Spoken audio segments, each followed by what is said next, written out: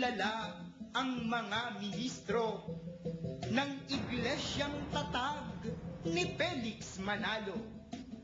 Parang malilinis at disiplinado, kunwari matuwid, kunway maginoo. Ang kalaswaan daw bawal sa kanila, isa raw po itong disiplina nila. Di raw nararapat ang mga malaswa pagkat yaon daw ay bawal ng Biblia. Mga kaibigan, ang isa po sa binabaka ng pamamahala sa iglesia, isa sa binabaka nila, yung kalaswaan Ang mga kapatid, tinuturuan ng pagbabagong buhay at kasama po sa dapat na itakwil yung kalaswaan. Ngunit totoo bang sila'y nagbabawal? Babasahing laman ay karumal-dumal. Sila'y paimbabaw, kunwari ay banal. Pagkat sila pala'y ganito ang asal. May tumawag sa inyo kahapon Oo. Saan galing yun? Ay galing po sa Davao at Opo. saka sa Cebu, na probinsya ko. Meron po talagang tumawag. At meron ka ng kopya ng comics. Kanina may tumawag, nangihingi-hingi. Kako wala akong kopya. Marami ho niyan, mga kababayan. Sa mga department stores, makakakita kayo, 10 piso lang ho. May pagkakataon ho may namimigay kapatid na Ramil. Sila ba ay dapat napagtiwalaan kung mangaral sila'y kapaimbabawan?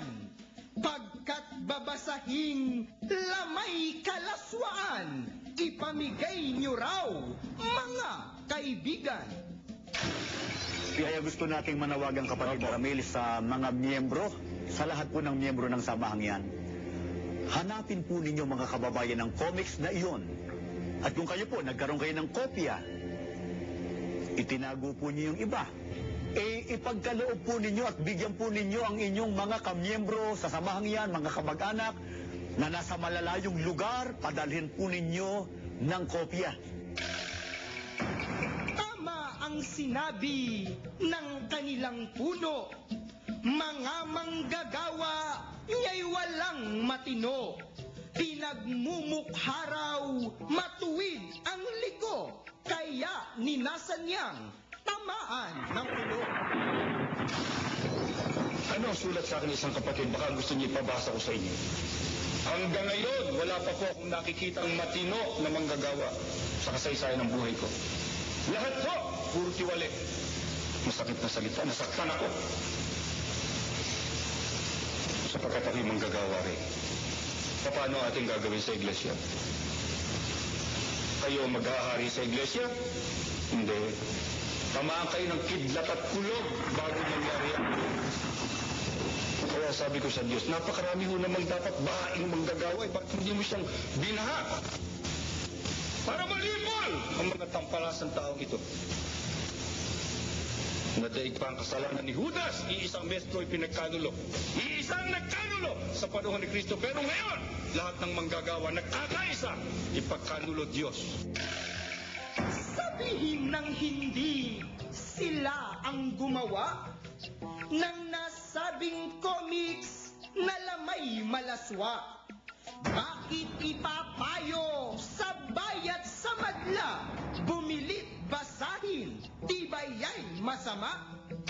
Marahil alam na rin ng mga iba na nakabasa noong nilalaman noong nasabing comics. Hindi natin nakalain na ganun pala kalaswa, ganoong karumal-dumal ang napapalob sa nasabing magazine. Opo.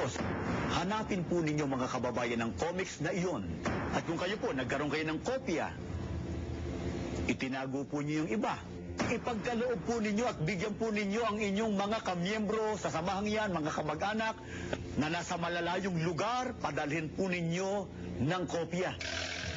Kung ikaw ay isa sa mga kaani, diyan sa iglesyang aral ay dituwid, payo namin sa'yo, payong may pag-ibig.